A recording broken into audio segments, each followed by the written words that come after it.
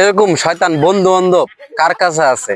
দেখেন তিন বন্ধু মিলে একসাথে চা খাচ্ছে আর রুটি খাচ্ছে। আর দেখেন কি শয়তানিটা করলো এই বাসের ভাইটা, ছাগলের নাদি দিয়ে এই ভাইটাকে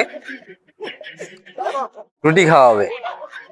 এরকম শয়তান বন্ধু বান্ধব কার কার আছে একটু কমেন্টে বলবেন।